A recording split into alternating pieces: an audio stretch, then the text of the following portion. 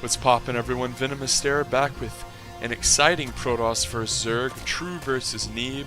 True is down here in the bottom right. He is a Zerg player who likes to do a lot of drop play, someone who isn't afraid to make a ton of lings and get aggressive. And he is also a guy who does what I like to call the Queen Taxi, which is when you have 4 queens up in an overlord and you just go to town on Protoss, especially if they're really relying on Stargate units. Neeb is here in the top left. The American named Alex. He is incredibly talented. He's going to be making an Adept, making Warp Gate, and I'm almost certain that his first piece of tech will go back here once he has the gas. Probably Star. Oh no, it's Twilight, okay. Twilight's very popular, especially since Zealot Charge has been reduced to 100-100. Basically, whenever you go Twilight now, you have a lot of options. You can go Resonant Glaives for Adepts, you can do some Blink Stalker Pressure, although that's not very popular. Or you can just get the very safe 100-100 charge and then go into pretty much anything else. Also, DT is an option, and of course Archon Drop is an option. So seeing this Twilight doesn't really tell us a whole lot, because he can still do tons of different things, so it looks like it's going to be Adept. Now this is what's so great about Protoss, as Neeb scouts around with an Adept here, and he's not going to see very much of anything, because, well, it's just drones pretty much so far. But what's so great about being Protoss is you have a lot of options.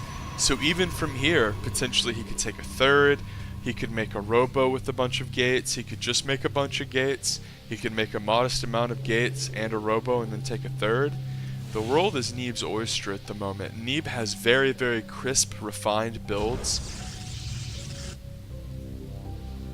So I am interested to see what he elects to do.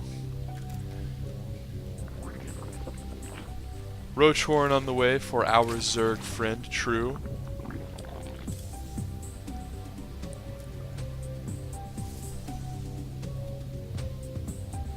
Two Stargate, okay. So this is an interesting choice for Neeb.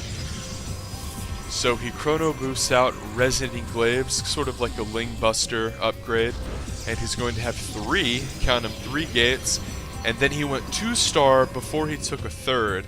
Now I wonder, is he going to even take a third? Roaches on the way here for True. Now this is good because Roaches are very beefy, bulky armored units, and Adepts do bonus damage to light. So what Adepts are good against are like Hydras and Lings. It's 2 Stargates about to finish, +1's on the way. And the Adepts are going to surge forward here and notice, okay, wow, there are no drones at the third. But True has quite a bit of army. 2 Stargate Phoenixes on the way. This is what I kind of suspected it would be, as more of these phase shades go forward. But this +1 really pops and the shades get cancelled. Now, I'm actually going to get to explain because he cancelled the shades. Phoenix do bonus damage to light units as well, and +1 stacks very well since they attack twice. More shades get cancelled, and this is very tricky for True because he has to respect these shades, he can't just counterattack.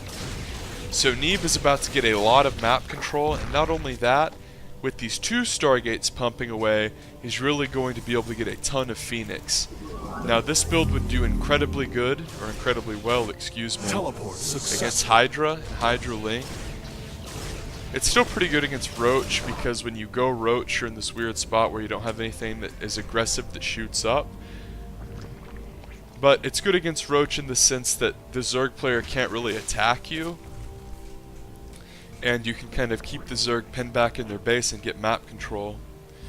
The Spore is on the way in each base. However, with Resonant Glaives and a lot of Adepts in addition to +1 Phoenix, if the Zerg player was going for a Hydra build, this build that Neeb is doing could potentially just win. This is part of what makes Phoenix so strong, is their consistent ability to do this.